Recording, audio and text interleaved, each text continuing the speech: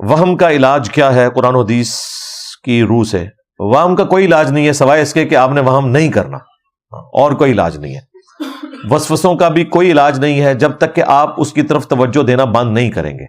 ویسے آپ پڑھتے رہیں اعوذ باللہ من الشیطان الرجیم یا لا حول ولا قوۃ الا باللہ، یہ وظائف تب فائدہ مند ہے جب آپ یہ وظائف پڑھنے کے ساتھ ساتھ خود سے یہ ڈیسائیڈ کریں کہ آپ نے ان چیزوں کی پیروی نہیں کرنی۔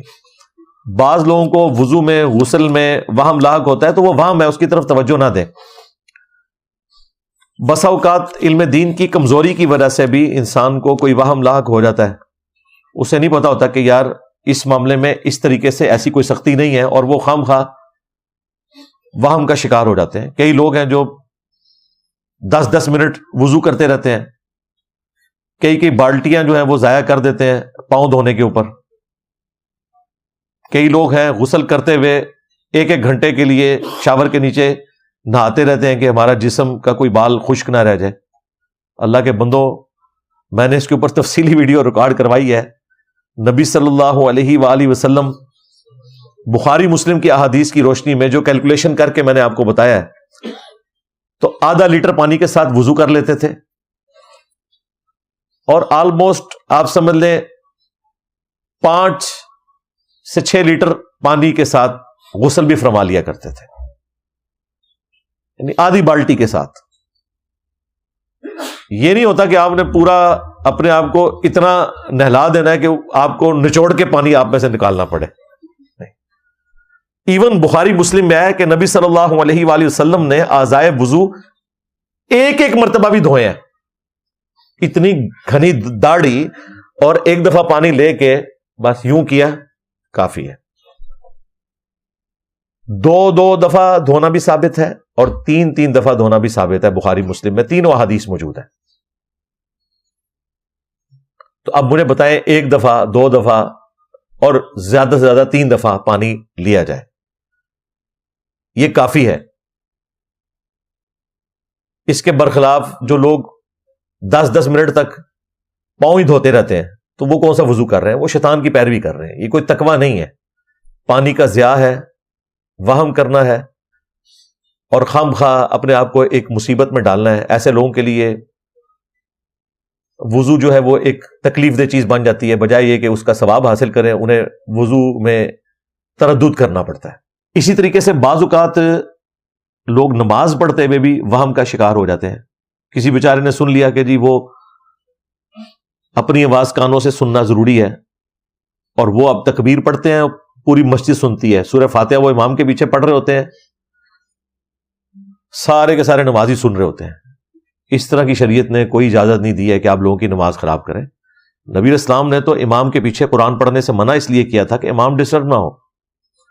سورہ فاتحہ پڑھنے کی بھی جو اجازت ہے جاہرن نمازوں میں، وہ اس صورت میں ہے جب امام سکتے کرے، ادروائز سن لینا کافی ہے۔ اسی طریقے سے ظہر عصر میں اور جہری نمازوں کی آخری رکعتوں کے اندر آپ نے بس اتنی آواز سے پڑھنا ہے کہ آپ کے اپنے کان سنیں، اور وہ بھی اس صورت میں جب پاس کوئی شور نہ ہو۔ اگر پاس شور ہے تو اب یہ نہیں کہ آپ نے اتنا اونچا پڑھنا ہے کہ شور سے بھی اونچی آواز کر کے اپنے آپ کو سنانی ہے۔ بس آپ یہ امیجن کریں کہ اگر یہ موٹر نہ چل رہی ہوتی، یہ شور نہ ہوتا، تو میری آواز میرے کانوں کو آ رہی ہوتی، اپنی زبان کے ساتھ نماز پڑھتے رہیں، دیٹس اینف۔ یہ تو نہیں کہ آپ نے ادھم مچانا ہے۔ تو اس قسم کا وہم نہ کیا کریں، خصوصاً جو لوگ نئی نماز پڑھنا شروع کرتے ہیں، تازہ کوئی دین کی طرف راغب ہوتے ہیں، وہ اس قسم کے وہم کا شکار ہو جاتے ہیں۔ تو یہ چیز دیکھنے کی ضرورت ہے، اپنی اصلاح کی کوشش جاری رکھیں انشاءاللہ۔ دین اور دنیا کو ایک ساتھ کیسے لے کر چلا جائے، قرآن و حدیث کی روشنی میں بتا دیں۔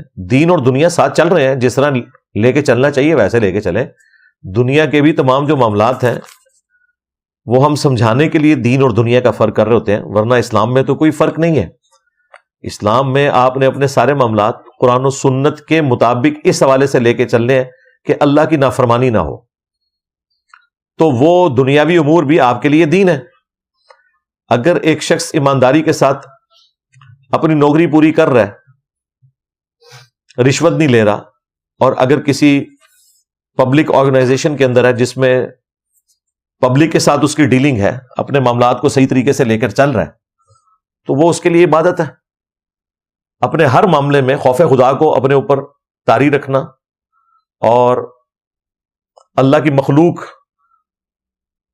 کی بہتری کے لیے اپنی تگودو کرنا، بس یہ سارے کا سارا دین اس کے اندر کور ہو جائے گا۔ اس کے لیے کوئی علادہ سے آپ نے لباس نہیں پہننا۔ میں نے یہ جو گیٹ اپ اڈاپٹ کیا ہوا ہے، یہ اس لیے نہیں اڈاپٹ کیا ہوا کہ کوئی مذہبی بندے کی یہ نشانی ہوتی ہے کہ وہ ایک پگڑی پہن لے اور جناب کرتا شلوار پہننا شروع کر دے، چونکہ سب کانٹیننٹ کے معاشرے کے اندر یہ ایک متھ بن چکی ہے۔ اس کی وجہ سے ایسا مذہبی گیٹ اپ اڈاپٹ کرنا جس سے لوگ قرآن و سنت سنیں، یہاں کی مجبوری ہے، اس لیے یہ اڈاپٹ کرنا پڑتا ہے۔ رہے وہ معاملات جو اللہ تعالیٰ نے فرض کر دیے ہیں، جس طرح داڑھی ہے، یہ تو مسلمان مرد نے رکھنی ہے، خواہ وہ پگڑی پہنے نہ پہنے، وہ جینز پہنے، وہ ڈریس پینٹ پہنے، داڑھی تو ایک مسلمان نے رکھنی ہے، یہ تو فرض ہے۔ وہ قرآن میں واضح آ گیا، وَلَآمُرَنَّهُمْ فَلَيُغَيِّرُنَّ خَلْقَ اللَّهِ۔ شیطان نے کہا تھا کہ میں تیری مخلوق کو ابھاروں گا، وہ تیری تخلیق کو بدلیں گے۔ مرد کو اللہ نے داڑھی دی ہے، عورت کو نہیں دی۔ داڑھی کو مونڈنا یہ شیطان کی پیروی کرنا ہے۔ حدیثیں تو بعد میں آتی ہیں بخاری مسلم کی کہ داڑیاں بڑھاؤ، مونچھیں پست کرو، قرآن میں اس کی جڑ موجود ہے۔ یہ تو آپ نے کرنا ہی کرنا ہے۔ اسی طریقے سے 5 وقت کی نماز پڑھنا، یہ تو آپ نے پڑھنی ہے۔ رمضان کے روزے رکھنا، باقی یہ جو گیٹ اپ ہے یہ اڈاپٹ اس لیے میں نے کیا ہوا ہے کہ اس کے ذریعے لوگوں تک بات پہنچ جاتی ہے کہ ایک چلے ایک کوئی مذہب کے پلیٹ فارم سے بات کر رہے ہیں۔ ادروائز داڑیوں اور پگڑیوں کے اندر جو دین آپ کو سکھایا جا رہا ہے، اس نے تو دین کا جنازہ نکال دیا ہے۔ دادا صاحب کی گھوڑی، یہ معصوم سی شکل بنا کے ایک شخص آپ کو دین کے نام کے اوپر سکھا رہا ہے نا، تو یہ تو دھوکہ لوگ دے رہے ہیں۔ اور لوگوں کی عقیدت اس لیے ہے کہ جی پگڑی پہننا سنت ہے۔ ظاہر نبی علیہ السلام نے پگڑی استعمال کی، عرب کے کلچر میں یہ چیز تھی، کافر بھی جو عرب کے تھے وہ بھی پگڑی پہنتے تھے، تو وہ عقیدت اپنی جگہ ہماری۔ لیکن جو دین کے طور پر نبی علیہ السلام نے چیزیں تعلیم فرمائی ہیں وہ obligatory ہیں، باقی آپشنل چیزیں وہ آپ کریں نہ کریں وہ آپ کی اپنی مرضی ہے۔ کدو آپ کھائیں تب بھی آپ عاشق رسول ہیں، نہ کھائیں تب بھی عاشق رسول ہی ہیں، ٹھیک ہے جی۔ کدو نہ کھانے سے کوئی گستاخ رسول نہیں ہوتا، وہ نبی علیہ السلام کی ذاتی پسند ناپسند تھی۔ اگر کسی کو پسند ہے عقیدت کی وجہ سے وہ نور اللہ نور ہے، لیکن اگر کسی کو پسند نہیں ہے تو خود نبی علیہ السلام کو بھی کئی چیزیں ناپسند تھیں۔ مثلاً آپ نے فرمایا جو کچا پیاز کھائے وہ ہماری مچھتوں سے دور رہے۔ اب پیاز کوئی حرام تو نہیں ہو گیا؟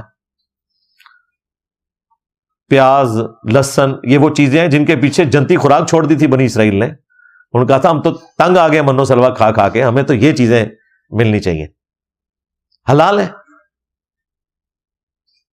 نبی صلی اللہ علیہ وآلہ وسلم گو کا گوشت نہیں کھاتے تھے، لیکن آپ کے سامنے بخاری مسلم میں آتا ہے خالد ابن ولید کھا رہے ہیں اور آپ اتنے غور سے دیکھ رہے ہیں کہ کتنے مزے لے کے کھا رہا ہے۔ تو انہوں نے کہا رسول اللہ آپ بھی، آپ نے فرمایا میری طبیعت اس کی طرف مائل نہیں ہوتی، ہمارے علاقے کی غذا نہیں ہے۔ تو اس کی وجہ سے یہ تو نہیں ہوگا کہ نبی علیہ السلام نے کوئی نعوذ باللہ کفران نعمت کر دی ہے۔ یہ اللہ نے اتنی چیزیں اس لیے بنائی ہیں کہ جس کی جو مرضی وہ کھائے حلال چیزوں میں سے، اور جو مرضی نہیں وہ نہ کھائے۔ اس کی وجہ سے کوئی کفر اسلام کا مسئلہ نہیں بن جاتا، دیندار ہونا یا بے دین ہونا نہیں ہو جاتا۔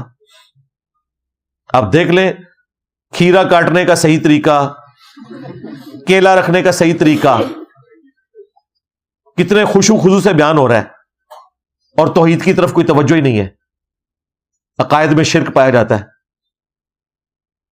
امام محمد بن اسماعیل بخاری رحمہ اللہ کا نام، صحیح بخاری کا نام اتنی عقیدت سے لیا جا رہا ہے، لیکن نماز کا طریقہ بخاری مسلم والا نہیں ہے، قادیانیوں والا ہے۔ ہاں، حنفی بریلوی، حنفی دیوبندی، حنفی قادیانی، قادیانی بھی بغیر رفع الیدین کے نماز پڑھتے ہیں۔ اور اس پہ ترا یہ جس نے قادیانی والی نماز چھوڑ دی ہے اسے تانا دے رہے ہیں قادیانی ہونے کا، خود اپنی نماز جو ہے وہ قادیانیوں والی ہے، اور اس سے بڑھ کر پیران پیر کے بھی خلاف ہے۔ انہوں نے بھی، عبد القادر جیلانی نے جو ان کے پیران پیر ہیں، بنیاد الطالبین میں نماز کا طریقہ رفع الیدین کے ساتھ لکھا ہے۔ امام غزالی نے کیمیاء سعادت میں رفع الیدین کے ساتھ طریقہ لکھا ہے، اور کانفیڈنس ان کا دیکھ لیں کیا ہے۔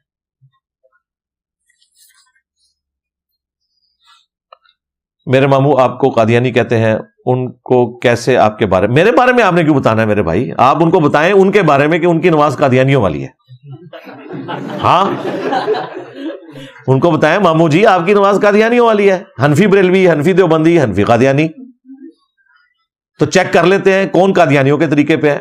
ہم تو بخاری مسلم میں لکھے ہوئے طریقے کے مطابق نماز پڑھ رہے ہیں, رکوع میں جاتے وقت اور رکوع سے اٹھتے وقت رفع الیدین. تو قادیانی نماز تو آپ کی ہے, آپ اپنی فکر کریں. ہم تو شکر کریں آپ کے کلمے کا احترام کر رہے ہیں, ورنہ غلام احمد قادیانی دجال کے ماننے والے ہوں یا چشتی رسول اللہ کے ماننے والے ہوں یا تھانوی رسول اللہ کے ماننے والے ہوں, ان کے ساتھ ایک جیسا سلوک ہونا چاہیے. بلکہ چشتی رسول اللہ اور تھانوی رسول اللہ والوں کے ساتھ برا سلوک ہونا چاہیے, کیونکہ یہ تو اپنے ان کو بزرگ بھی سمجھ رہے ہیں. ایک غریب اتو بدتمیز, کانفیڈنس لیول دیکھو. کھورا تواڈے گھر نکلے قادیانی ہے تو منو کیا دو پٹو اپنے بڑے نو. اگر چاروں امام حق پر ہیں تو اکثریت امام حنیفہ کو کیوں فالو کرتی؟ کوئی امام حنیفہ کو فالو نہیں کرتی. ایک کتاب نکالی ہے امام حنیفہ کی میں نے, اتنی سی پڑیا, الفقہ الاکبر, جس کے پہلے صفحے پہ لکھا ہے کہ نبی علیہ السلام کے ماں باپ کفر کی حالت میں گئے. تو کیا بریلوی دیوبندیوں کا یہ عقیدہ ہے کہ نبی علیہ السلام کے والدین کافر مرے ہیں؟ تو لگائیں پھر امام حنیفہ کے اوپر فتویٰ. اور نہیں جی وہ کتاب بدل گئی ہے. ہم تو کہتے ہیں آپ کا تو پورے کا پورا مذہب ہی بدلا ہوا ہے. بالکل ٹھیک کہہ رہے ہیں, لیکن آپ کے بڑے نہیں مانتے کہ کتاب بدل گئی ہے. ہاں, ان کا کہنا یہ ہے کہ یہ امام حنیفہ کی کتاب ہے. ملا علی قاری نے باقاعدہ الفقہ الاکبر کے اس عقیدے کے دفاع کے اوپر پوری کتاب لکھی ہے. میں نے اسی لیے اس کے اوپر سخت جملہ بولا تھا. تو ان کے مولوی کہہ رہے ہیں جی اس نے کہہ دیا جی امام حنیفہ نے بکواس کی ہے. یہ تو میں نے بڑا چھوٹا لفظ استعمال کیا ہے. آپ ذرا بتائیں کہ نبی علیہ السلام کے ماں باپ کو جو کافر کے آپ کے نزدیک کیا ہے؟ سرتن سے جدا. ہاں, اسی لیے میں نے کہا تھا کہ آپ اپنے امام کی قبر کشائی کس دن کریں گے؟ کوئی اور کرے تو کہتے ہیں قبر بھی پٹ ماریں گے. ٹھیک ہے, مسئلہ پتہ کیا ہے؟ مولویوں کے ساتھ وہ کچھ ہوا ہے جو ہماری اسٹیبلشمنٹ کے ساتھ اس وقت ہو رہا ہے. ہاں, یہ بھی اپنے بوئے ہوئے بیج کاٹ رہے ہیں, وہ بھی اپنے بوئے ہوئے بیج کاٹ رہے ہیں. انہوں نے ہمیں سکھایا تھا نا کہ جی گستاخ رسول کی ہے کہ سزا سرتن سے جدا, جو اتنی سی بات کرے وہ گستاخ. ہم کہہ رہے ہیں تو بھی تم جس امام کو مان رہے ہو تو حضور کے ماں باپ کو کافر کہتا ہے.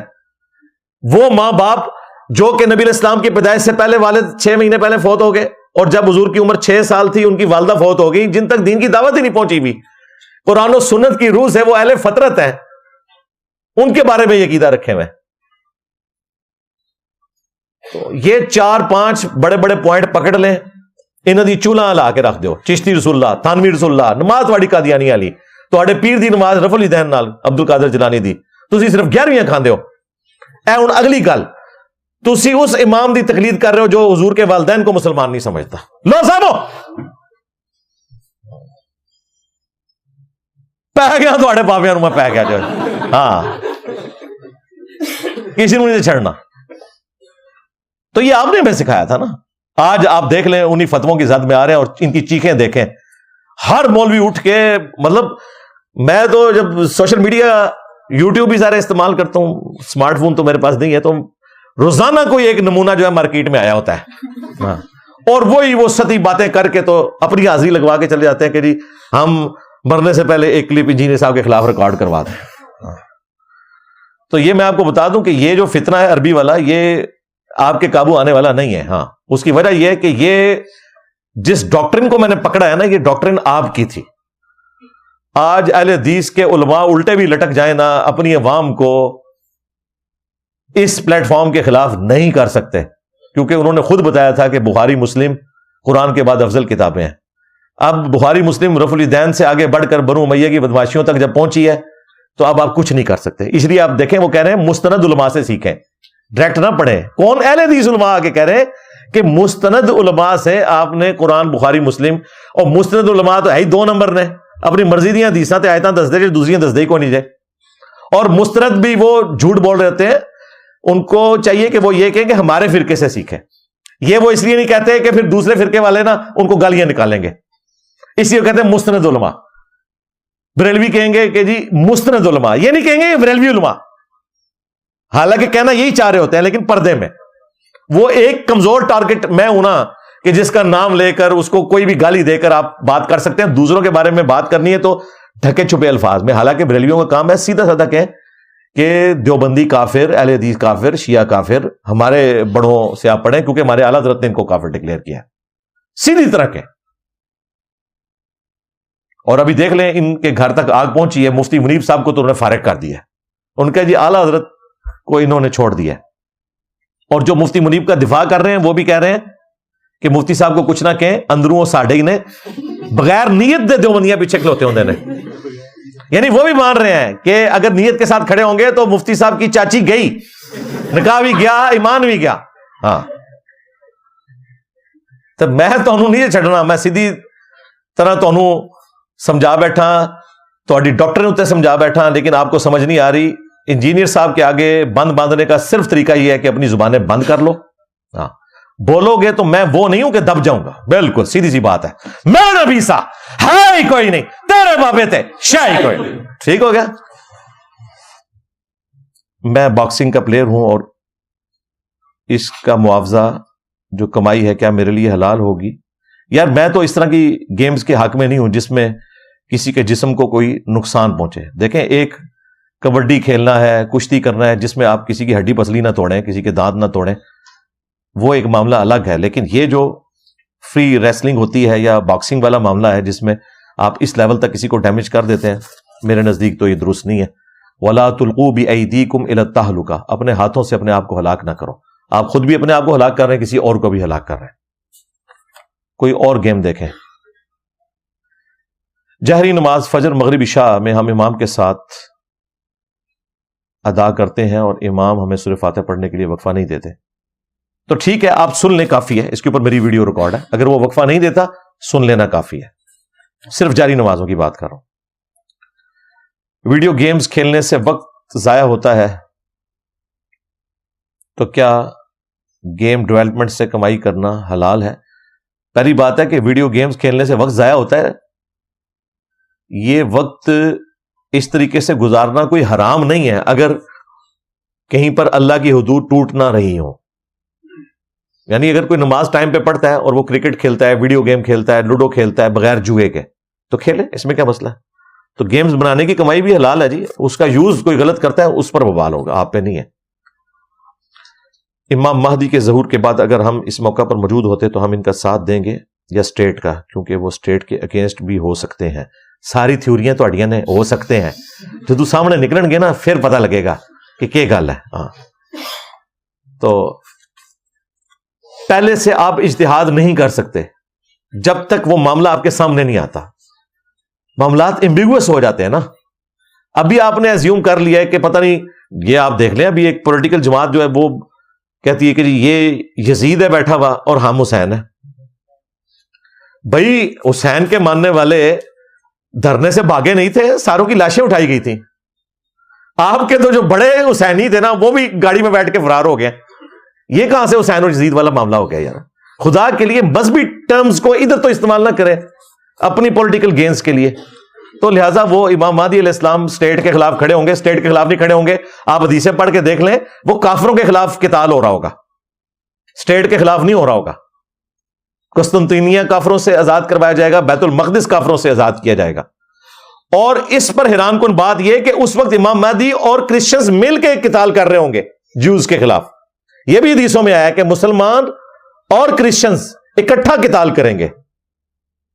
ابھی تو آپ کو مولوی کہہ رہے ہیں ان کو آپ دوست نہیں بنا سکتے. نبی علیہ السلام تو کہہ رہے ہیں قرب قیامت میں مسلمان اور کرسچن مل کے کافروں کے خلاف قتال کریں گے، حالانکہ کرسچن بھی کافر ہیں. لو سامو، یہ حدیثیں نہیں بتا رہے شام والی، اس میں تو یہ بھی موجود ہے.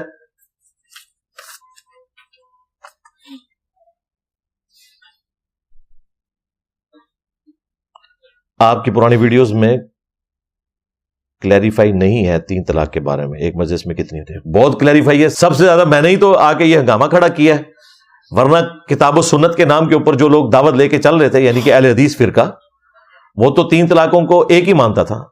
تو ہمارا جو ان سے بنیادی اختلاف چند معاملات میں ہوا وہ سٹارٹ یہیں سے ہوا تھا. بالکل کلیریفائی ہے. ابن عباس سے مروی ہے کہ 3 طلاق ایک ہی شمار ہوگی. بالکل نہیں ہے جی، وہ بالکل ڈیفرنٹ چیز ہے. مدخولہ اور غیر مدخولہ کا فرق ہے، اور اس سے بڑھ کر ابن عباس تو خود 3 کو 3 ہی مانتے تھے.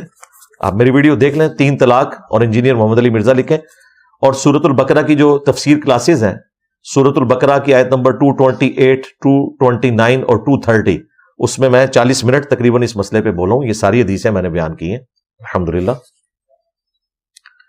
کیا کورٹ میرج حلال ہے؟ ریاست کس بنیاد پر عورت کا ولی بن سکتی ہے؟ اس بنیاد پہ بن سکتی ہے جب کسی کے ماں باپ کافر ہو جاتے ہیں یا کوئی لاوارث ہے, اس کا کوئی نہیں ہے, تو پھر ولی بن جائے وقت کا حکمران اس صورت میں. ادروائز یہ جو بچیاں لوگوں کی بھگا کے آپ لے جاتے ہیں یہ بالکل غلط ہے. اس طرح کے نکاح کی اسلام میں کوئی اجازت نہیں ہے. میرے کام کی وجہ سے اسلام آباد اور جہلم میں بھی مستقل ٹھکانہ ہے. اکثر اوقات نمازیں جمع کرنے اور کثرت کرنے میں مشکلات ہوتی ہے. جہاں پر مستقل ٹھکانہ ہے آپ کا وہاں پہ نماز پوری ہوگی. کوئی ایسا اصول بیان کر دیں. اصول آپ کے کیس میں تو یہ ہے کہ آپ نے اسلام آباد میں بھی پوری پڑھنی ہے اور جہلم میں بھی پوری پڑھنی ہے, کیونکہ مستقل ٹھکانہ ہے. میرا بھی ایک گھر اسلام آباد میں ہے, ایک جہلم میں ہے, میں وہاں بھی پوری نماز پڑھتا ہوں, یہاں بھی.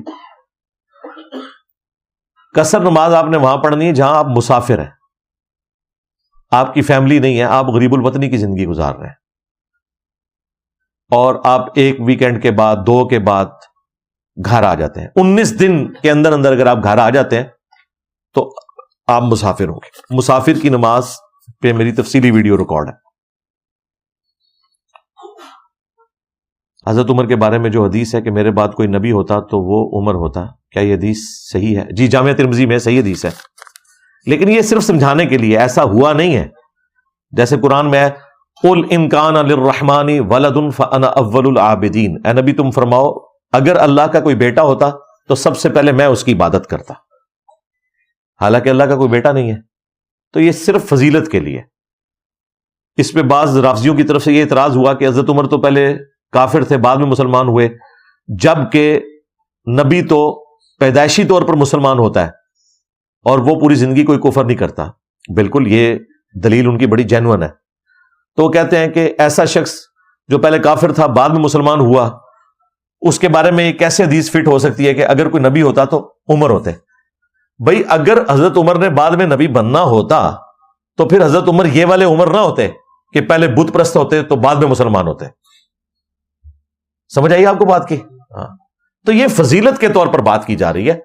اگر ویسا ہونا ہوتا تو پھر ایسا نہ ہوتا. جس طرح کہ صحیح بخاری میں ہے, حضرت عبداللہ ابن ابی اوفا سے کسی نے پوچھا کہ آپ نے نبی الاسلام کے بیٹے کو دیکھا ہے؟ انہوں نے کہا ہاں, میں نے حضور کے بیٹے ابراہیم کی زیارت کی ہے, وہ بچپن میں فوت ہو گئے تھے, اور اگر وہ زندہ رہتے تو پیغمبر ہوتے, لیکن اللہ نے انہیں بچپن میں فوت کر دیا چونکہ ختم نبوت ہو چکی تھی. ختم نبوت کا تقاضا یہ تھا کہ نبی علیہ السلام کا کوئی بیٹا جوانی کی عمر کو نہ پہنچتا, ورنہ تو یہ خلافت کے جھگڑے بھی ختم ہو جاتے ہیں. پھر تو یہ جھگڑا ہی نہ رہتا کہ خلیفہ حضرت ابوبکر نے بننا ہے یا حضرت علی نے بننا ہے, پھر تو حضور کا بیٹا ہی بنتا, کیونکہ نبی کا بیٹا اگر نبی ہے تو وہ ظاہر ہے ان کی مسرت پہ بیٹھے گا. جس طرح کہ حضرت ابراہیم علیہ السلام کے بیٹے اسماعیل اور اسحاق, حضرت اسحاق کے آگے سے بیٹے حضرت یعقوب, ان کے آگے سے بیٹے یوسف علیہ السلام, تو لیگیسی تو پھر پروفٹس کی آگے چلی نا, اولاد بھی چلی. وہ اللہ تعالیٰ نے بنو اسرائیل کو چنا اور اس امت میں بنو اسماعیل کو چن لیا, تو پھر نبی الاسلام کی اولاد میں یہ چیز ٹرانسفر ہوتی آگے. لیکن اللہ تعالیٰ نے ختم نبوت فرما دی اور اس کی وجہ سے آپ کا کوئی بچہ بھی جوانی کی عمر کو نہیں پہنچا. اور یہ اتنا بنیادی عقیدہ ہے ختم نبوت کا کہ اسے اللہ نے ان اٹینڈڈ نہیں چھوڑا. قرآن میں پھر آیت نازل کی, ما کان محمد ابا احد من رجالکم ولکن رسول اللہ وخاتم النبیین. محمد تم مردوں میں سے کسی کے باپ نہیں ہے, ان کا کوئی بچہ مرد بنے گا ہی نہیں. جب وہ مردوں میں سے کسی کے باپ ہی نہیں ہے تو آگے نبوت اور ٹرانسفر ہونی ہی نہیں. ولیکن رسول اللہ و خاتم النبیین, لیکن وہ اللہ کے رسول ہیں اور خاتم النبیین ہیں. تو ختم نبوت کا تقاضا یہ ہے کہ آپ کی اولاد جوانی کی عمر میں نہ پہنچے جو آپ کا بیگوٹن سن ہو, آپ کسی مرد کے باپ نہیں. اسپیسیفکلی تو یہ زید ابن حارثہ کے حوالے سے آیا تھا, انہیں زید ابن محمد کہا جاتا تھا, تو اللہ تعالیٰ نے کنڈیم کیا کہ منہ بولا رشتہ کوئی رشتہ نہیں ہے, انہیں زید ابن حارثہ ہی کہو. لیکن یہ جنرل بھی آیت کہ نبی علیہ السلام کسی مرد کے, زید ابن حارثہ کو تو چھوڑ دیں, وہ تو اپنی جو اولاد تھی, چاہے وہ حضرت قاسم ہو, ابراہیم ہو, طیب ہو, رضی اللہ عنہم اجمعین وعلیہم السلام اجمعین, وہ جو اپنی بگوٹن اولاد ہے وہ بھی جوانی کی عمر کو نہیں پہنچی, وہ بھی مرد نہیں بنی ہے. کیوں کہ ختم نبوت ہو چکی ہے. ورنہ ظاہر ہے رسول اللہ کی عصمت اور محبوبیت کا تقاضا تھا کہ اگر ابراہیم کا بیٹا پیغمبر ہے تو محمد رسول اللہ کا بیٹا بھی پیغمبر ہوتا.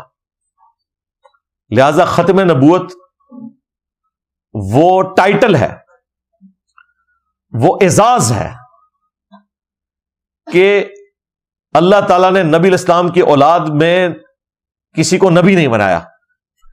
چونکہ آپ کو ٹائٹل اتنا بڑا دیا ہے, یہ والی جو فضیلت ہے کہ اگلے انبیاء کی اولادیں پیغمبر ہوتی تھی لیکن حضور کی اولاد پیغمبر نہیں ہے, یہ بھی ایک فضیلت ہے نا.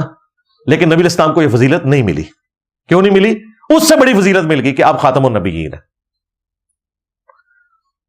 تو بڑی فضیلت کی خاطر چھوٹی فضیلت سے نبی الاسلام کو اللہ تعالیٰ نے محروم کیا, کیونکہ اس سے بڑی فضیلت دینی تھی ختم نبوت کی.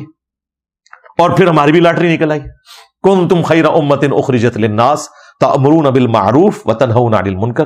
اب تم ساری کی ساری امت بہترین ہو, نبیوں والا کام کرو گے, لوگوں کو نیکی کی طرف بلاؤ گے, برائی سے روکو گے. اب چونکہ کام نبیوں والا شفٹ ہوا ختم نبوت کی برکت سے, لہذا اس امت کا مرتبہ اگلی امتوں سے بڑھ گیا, کیونکہ کام نبیوں والا ملا, ٹائٹل نہیں ملا نبیوں والا, کام نبیوں والا ملا, ٹائٹل ملا ختم نبوت کا نبی الاسلام کو. تو ہماری لاٹری نکل آئی. لہذا ہماری فضیلت رسول اللہ کی امت ہونے کی وجہ سے نہیں ہے, بلکہ نبی الاسلام کے خاتم النبیین ہونے کی وجہ سے.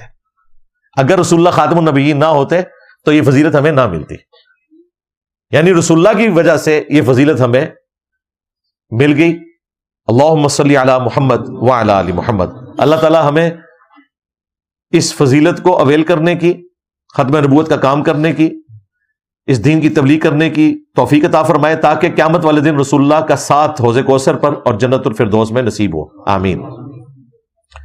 کیا ہم شیعہ کی احادیث کی کتابوں سے احادیث لے سکتے ہیں؟ بالکل شوق سے لیں, لیکن سب سے پہلے قرآن جو شیعہ اور سنی کے درمیان کامن بک ہے, عقیدے اس سے لیں, مسائل آپ ان کتابوں سے بھی لے لیں, کوئی فرق نہیں ہے. 80% مسائل کامن ہے, یہ آپ کو غلط بتایا گیا. سب سے بڑا مسئلہ تھا نماز کا, وہ میں نے حل کر دیا کہ سنیوں کے ہاں بھی ہاتھ چھوڑ کر نماز پڑھنے کا طریقہ موجود ہے, شیعہ کے ہاں بھی ہے, ہم دونوں طریقوں کے قائل ہیں. لہٰذا یہ خام خواہ لوگوں نے یعنی اس حوالے سے جھگڑا بنایا ہوتا ہے کہ جی آپ نے یہاں پہ سنیوں کی کتابیں سجائی ہوئی ہیں, شیعہ کی کیوں نہیں رکھی. اس کی وجہ یہ ہے کہ دنیا میں 80% کے قریب مسلمان سنی مسلمان ہیں, اور ظاہر ہے کہ اس منہج کے اعتبار سے میں بھی سنی ہوں, منہج کے پوائنٹ آف ویو سے, فرقے کے پوائنٹ آف ویو سے نہیں. منہج یعنی کہ ہم خلفائے راشدین کو برحق مانتے ہیں, چاروں کو, اور 5ویں حسن ابن علی کو. اس کے مقابلے پر شیعہ کے ہاں جو امامت کا کانسیپٹ ہے, میں اس کے ساتھ ایگری نہیں کرتا, میں ان کی تکفیر نہیں کرتا, لیکن اوورآل قرآن و سنت کے دلائل کی روشنی میں اہل سنت کے منہج کو حق پر سمجھتا ہوں. رہا عقیدوں کا معاملہ, تو شرک دیکھا جائے تو 80% سنی ہے, اور سنیوں میں بھی 80% سے زیادہ شرک کرتے ہیں.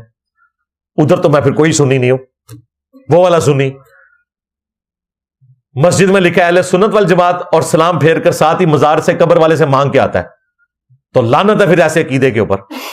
یہ کون سی سنیت ہے کہ نماز میں تو پڑھے ایاک نعبد و ایاک نستعین, اور باہر نکل کے تو کہ یا باول آگ بیڑا تک جڑا انجینئر صاحب نے ڈوب دیتا, یا معین الدین چشتی پار لگا دے کشتی جڑی انجینئر صاحب نے پٹھی کر دی تھی مونڈا دے کے. وہ کہتے ہیں غوث پاک نے مونڈا دے کے تے بحری جہاز سیدھا کر دیتا سی. تو یہ تو کوئی اسلامی عقائد نہ ہوئے. عقیدے کی بنیاد قرآن ہے.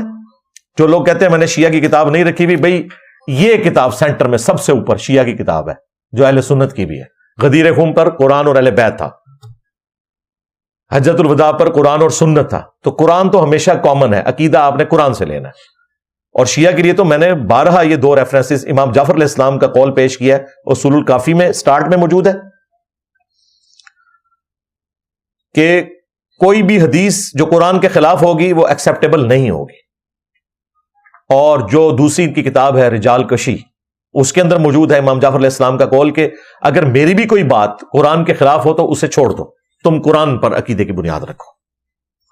لہذا فقہ جعفریہ میں اگر یا علی مدد لکھا ہوا ہے کہیں پر, ویسے تو مجھے تو نہیں ملا, اگر انہوں نے خود سے داخل کر دیا تو امام جعفر علیہ السلام اس سے بری ہیں. ہاں, وہ موحد تھے.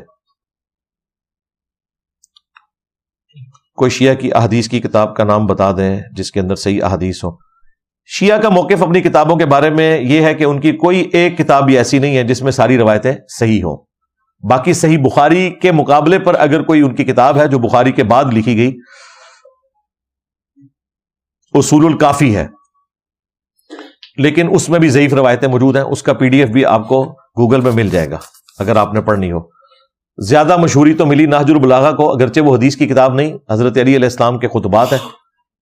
اس کے اوپر میں نے بھی ویڈیو ریکارڈ کروائی بھی ہے، وہ بھی آپ کو PDF فارمیٹ میں مل جائے گی، ہماری ویب سائٹ پہ بھی رکھی ہوئی ہے.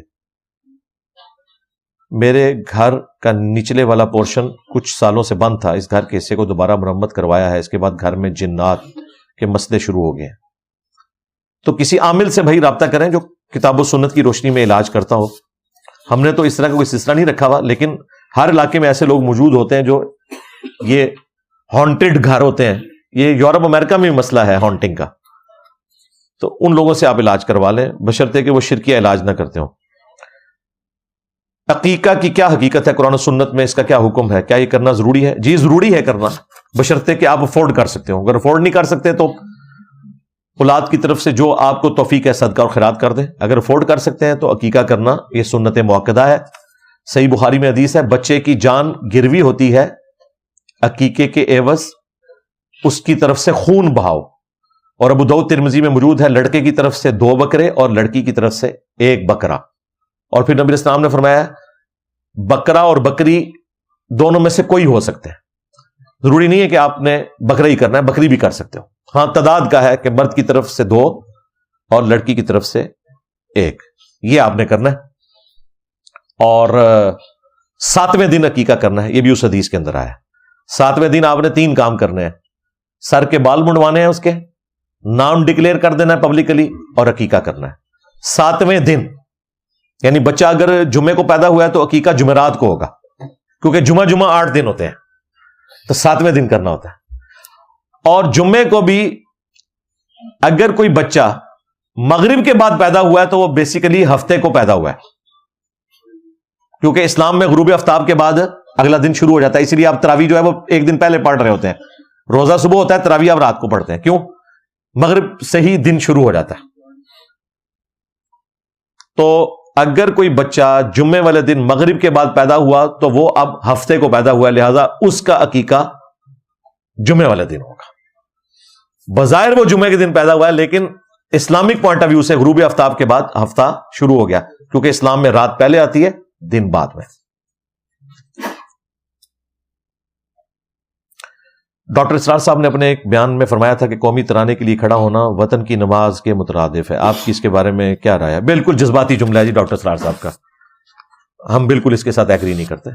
دیکھیں اسی طرح کی چیزیں کافی سارے لوگوں سے ہو جاتی ہیں، جذبات میں آ کے کوئی بعض اوقات ایسی وہ چیزیں بول دیتے ہیں، ان کے اخلاص میں شک نہیں ہے لیکن مسلمانوں کو مصیبت میں ڈال دیتے ہیں. بھئی وطن کی نماز کہاں سے ہوگی؟ نہ نماز پڑھنے والے کو پتا کہ وہ کسی کی نماز پڑھ رہا ہے، ٹھیک ہے، نہ دیکھنے والے سمجھ رہے ہیں کہ وہ نماز پڑھ رہا ہے، نہ وہ کسی انسان کی رسپیکٹ کے لیے گن پوائنٹ پہ کھڑا کیا گیا ہے. ایسا تو نہیں ہے. خود سے تو آپ کھڑے ہو سکتے ہیں کسی انسان کی رسپیکٹ کے لیے.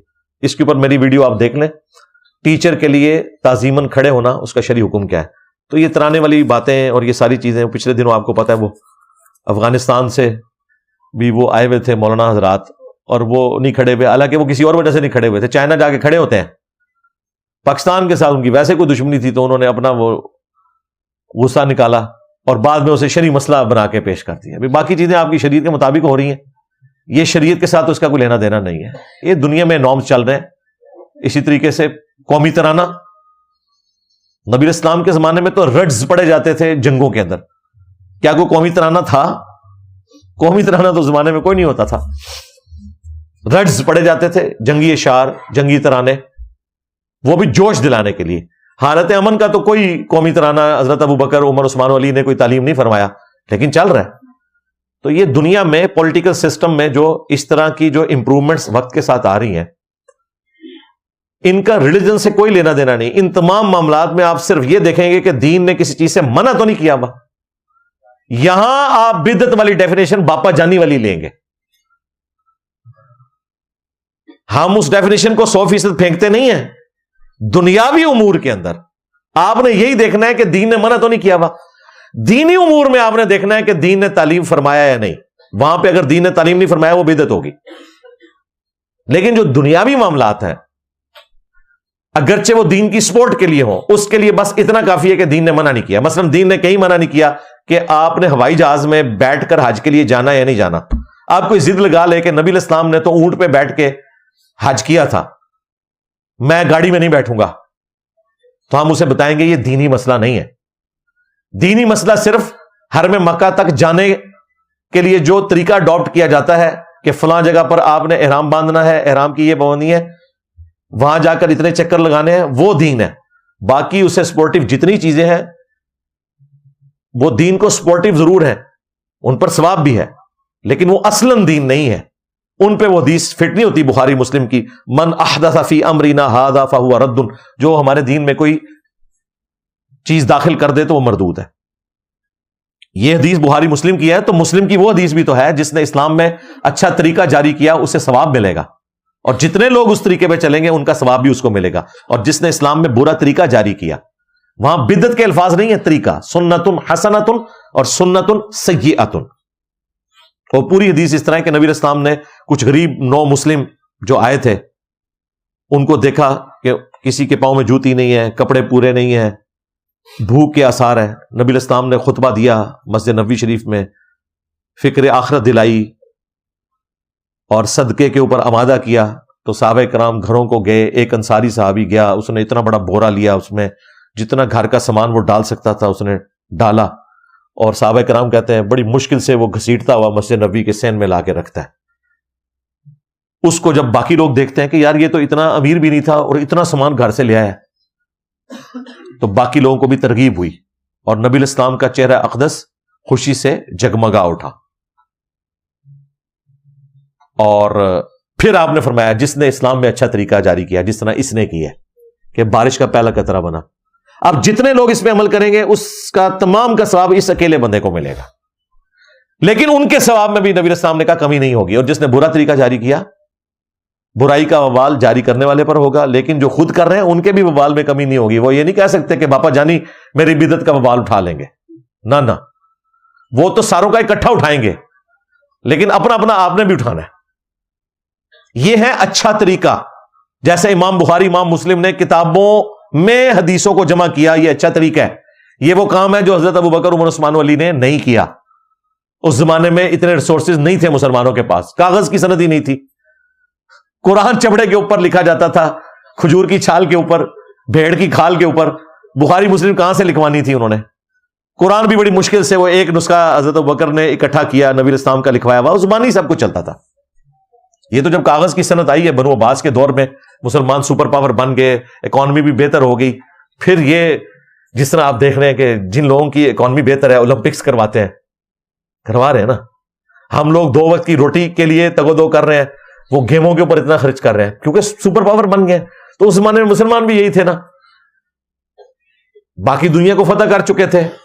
پھر شہر بغداد عباسیہ نے بنا لیا, بیت الحکمہ وہاں بنا لیا, اور وہاں پر پھر دنیا کی کتابیں ٹرانسلیٹ ہونا شروع ہو گئیں. کاغذ کی صنعت رشیا سے امپورٹ کی, کاغذ بننا شروع ہو گیا, کتابیں لکھنی شروع ہو گئی, ان کی کاپیاں تیار ہونی شروع ہو گئی. کرتے کرتے کرتے پھر سائنس میں بھی مسلمانوں نے ترقی کی. اور یہ سارے وہ مسلمان تھے ترقی کرنے والے جو اس زمانے کے انجینئر تھے. مولوی ان میں سے کوئی بھی نہیں ہے. وہ داڑیاں جو آپ کو نظر آ رہی ہیں, داڑھی تو سارے رکھتے تھے. الخوارزمی جس نے الجبرا کی بنیاد رکھی, الگوریدم, الخوارزمی کوئی الگوریدم بن گیا یہ لفظ. کوئی مولوی نہیں تھا, ایک میتھمیٹیشین تھا, شیعہ مسلک سے تعلق رکھتا تھا. اس نے ڈیجٹس بنائے وراثت کیلکولیٹ کرنے کا طریقہ نکالنے کی خاطر. کرتے کرتے اس نے ماشاءاللہ وہ کتابیں لکھی کہ آج پوری دنیا میں الخوارزمی کو ماڈرن میتھمیٹکس کا ابا مانا جاتا ہے. اس طریقے سے باقی لوگ بھی جتنے تھے بڑے بڑے, مولوی کوئی بھی نہیں تھا ان میں سے, بلکہ مولوی تو ان کے خلاف اس زمانے میں بھی فتوے دیتے تھے. اور آج مولوی فخر سے بتاتے ہیں مسلمان سائنس میں وہ ترقی کر گئے تھے. وہ ترقی کرنے والے ان کے بڑے نہیں تھے, بلکہ ان کے بڑے وہ تھے جو ان کے خلاف تھے. اور بعد میں دیکھیں بنو عباس میں ہی متوکل جب بادشاہ بنا, اس نے ان سارے سائنٹسٹ کو جیلوں میں ڈلوا دیا, قتل کروا دیا, کیونکہ اس وقت پھر اہل حدیثوں کی, وہابیوں کی حکومت آ گئی تھی. اس زمانے میں وہابی تو نہیں تھے, اہل حدیث بولا جاتا تھا, صحاب الحدیث, اور وہ اس قسم کے علوم کے خلاف تھے. انہوں نے پکڑ کے ان کو سب کو, کوئی شاعری کرتا تھا اسے قتل کروا دیا, جیلوں میں ڈلوا دیا کہ یہ جو آخرت سے غافل ہو چکے ہیں. ادھر بھی غلو ہوا معتزلہ سے بھی, وہ ایک الگ سے ایک چیپٹر ہے.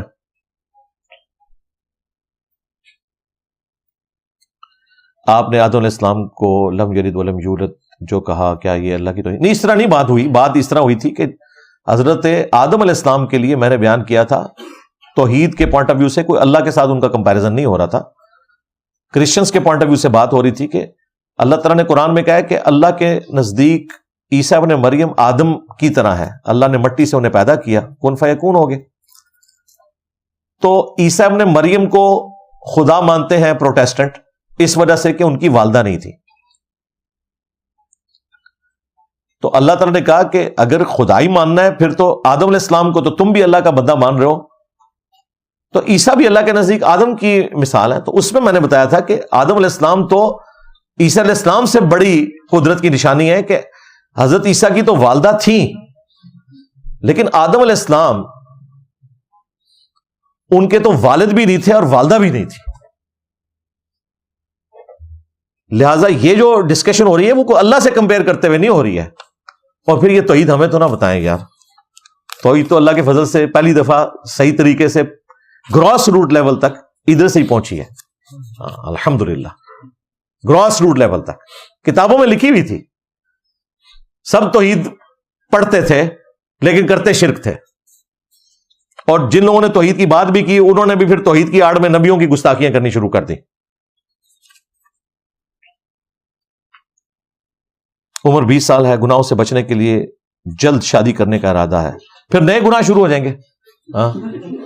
ماں باپ کی نافرمانی, بیوی کے ساتھ گالی گلوچ, اور پرابلم اب زندگی کا ختم نہیں ہونا ہے. زندگی میں ہر آنے والا لمحہ پہلے سے زیادہ مشکل آنا ہے, یہ میں آپ کو بتا دوں. اگر سمجھتے ہیں نا کہ آپ ایک مسئلہ حل ہوگا دوسرے مسئلے بھی نکل آئیں گے. گھر میں کسی چیز کی کمی بھی نہیں, لیکن والدین کا کہنا ہے کہ جب خود کماؤ گے. بالکل ٹھیک کہہ رہے ہیں. نہیں, یعنی پہلے ماں باپ نے 20 سال تک آپ کو کھلایا ہے, اب آپ کی بیوی کو اور اس کے بچوں کو بھی انہوں نے کھلانا ہے, آپ کی باری کب آنی ہے. بالکل ٹھیک کہہ رہے ہیں. اگر اس دوران کوئی گناہ ہو جائے تو اس کا وبال کس پر ہوگا؟ کیا ماں باپ پہ؟ ماں باپ پہ کوئی وبال نہیں, وبال آپ کے اوپر ہے. کیونکہ سورہ نور میں آیا ہے کہ جن کے پاس استطاعت ہے نا وہ تو نکاح کریں, اور جو استطاعت نہیں رکھتے وہ پاک دامن رہیں. قرآن نے یہ نہیں کہا کہ وہ ماں باپ کو بدوائیں دیں. تو اگر آپ کے پاس استطاعت ہے تو آپ نکاح کر لیں. ماں باپ کے پیسے کے اوپر آپ کیوں بیٹھے ہوئے ہیں؟ خود کوئی کنٹریبیوٹ کریں, تو محنت کریں. اگلے زمانے میں آپ ہوتے ہیں نا تو 15 سال میں بھی آپ کی شادی ہو جاتی, جب کوئی بیسک نیڈز اتنی نہیں تھی. شادی کرنے کے لیے ایک خیمے کی ضرورت تھی, ایک اپنی گائے ہو آپ کی, ایک چھوٹی ساری زمین کا حصہ ہو جہاں آپ اپنے حصے کی گندم اگا لیں. پھر یہ واٹس ایپ اور یہ سارے تماشے جو انٹرنیٹ کے ہیں یہ نہیں ہونے تھے. تو پھر تو آپ بے شک 15 سال کی عمر میں شادی کر لیں. اب مسئلہ یہ ہے کہ گراؤنڈ ریئلٹیز بدل چکی ہیں. اپنی حالت آپ کی ہے کہ آپ بجلی کا بل بھی نہ دے سکیں, تو آپ گھر کے جھگڑوں میں اضافہ کریں گے نا اگر ماں باپ آپ کی شادی کروا دیں گے. لہٰذا اگلے زمانوں سے کمپیئر کرتے وقت یہ چیزوں کا بھی خیال رکھنا. اگر آپ اگلے زمانے کی مثال دیں گے پھر آپ کو اگلے زمانے میں ہی ہم پھینکیں گے کہ ٹھیک ہے کوئی عورت دنیا میں راضی ہے آپ کے ساتھ رہنے کے لیے, اسے لیں, کسی جنگل میں چلے جائیں اور ایک خیمہ لگا لیں وہاں جہاں بجلی بھی نہیں ہوگی, مچھر رات کو کاٹیں گے, ہاں, اور وہاں آپ لکڑیاں کاٹ کاٹ کے گزارا کریں. اللہ تو بندے تسی ککھ پان کے دوڑا نہیں کر سکتے. ٹھیک ہے, ابھی تک 20 سال کی عمر میں بھی بوڑھی ماؤں کو کہہ رہے ہوتے ہیں کہ پانی کا ایک گلاس پلا دو, تو آپ کی شادی کرا کے اپنے لیے اور مصیبت میں اضافہ کریں. بالکل یہ اس چیز کو سمجھیں, وہ ٹھیک ہی کر رہے ہیں. فرض نماز میں کسی رکعت کے اندر رکوع میں جانا بھول جائے تو سجدہ صاحب واجب ہوگا؟ نہیں, نماز ہی ایک رکعت فالتو پڑھنی پڑے گی. ویسے ہی بڑی حیران کن بات ہے کہ رکوع میں جانا کیسے کوئی بھول گیا. چلیں اگر کوئی بھول گیا اسے یاد آیا تو ایک رکعت پوری پڑے گا. وہ سجدہ صاحب سے نماز نہیں ہوگی کیونکہ یہ بیسک فرائض میں ہے سجدہ کرنا, رکوع کرنا. تو سجدہ صاحب سے نماز نہیں ہوگی, ایک پوری رکعت آپ مزید ایڈ کر لیں گے اور اینڈ پہ پھر سجدہ صاحب کریں گے. سجدہ صاحب کریں گے غلطی کے اوپر, اور غلطی کی ریمیڈی سجدہ صاحب پلس اس رکعت سے ہوگی. اور اگر آپ نے صرف سجدہ صاحب کیا تو نماز نہیں ہوئی, دوبارہ پڑھیں گے. رفع الیدین کے بغیر نماز ہو جاتی ہے یا نہیں؟ یہ نبی علیہ السلام سے پوچھ کے میں بتا سکتا ہوں. آپ تو اپنی زندگی میں بتا کے گئے کہ یہ میرا طریقہ ہے, اس میں تو رفع الیدین موجود ہے. ہم کون ہوتے ہیں یہ بتانے والے کہ نماز ہوتی ہے یا نہیں ہوتی؟ ہم تو یہی بتائیں گے کہ یہی سنت طریقہ ہے, میری تو نہیں ہوتی جی, کیونکہ نبی علیہ السلام سے ایک رکعت رفع الیدین کے بغیر پڑھنا ثابت نہیں ہے. نبی علیہ السلام کا یہ طریقہ ہے جس کو سنت کہہ کے یہ لوگ مذاق اڑاتے ہیں. کون لوگ؟ جنہوں نے مسواک کو سنت بنایا ہوا ہے, جس کے بارے میں حضور خود کہہ رہے ہیں کہ مجھے اگر امت کا خیال نہ ہوتا تو میں فرض کر دیتا. آپ نے اسے فرض نہیں کیا ہوا, انہوں نے پاکٹ بنوائی ہوئی ہے مسواک کے لیے. اور جو آپ طریقے کے طور پر سکھا رہے ہیں, اور بخاری کی حدیث ہے سلو کما رأیتمونی اصلی, نماز اس طرح پڑھنا جس طرح مجھے دیکھ رہے ہو. مالک بن حویرث کو حضور کہہ رہے ہیں, اور وہی مالک بن حویرث بخاری مسلم میں رفع الیدین کے ساتھ نماز پڑھتے ہوئے حضور کو دیکھ رہے ہیں. نبی علیہ السلام رفع الیدین کا حکم دیں, اس کو یہ کہیں تو ہے ہی سنت ہے. اور جس کا کہہ رہے ہیں کہ میں فرض نہیں کر رہا, اس کے لیے پاکٹ بنوائی ہوئی ہے. لو سامو, تمہارا عشق بھی 2 نمبر ہے, تمہارا سنت پر عمل کرنا بھی 2 نمبری کے اوپر مبنی ہے. دین تصوف کے ماننے والوں,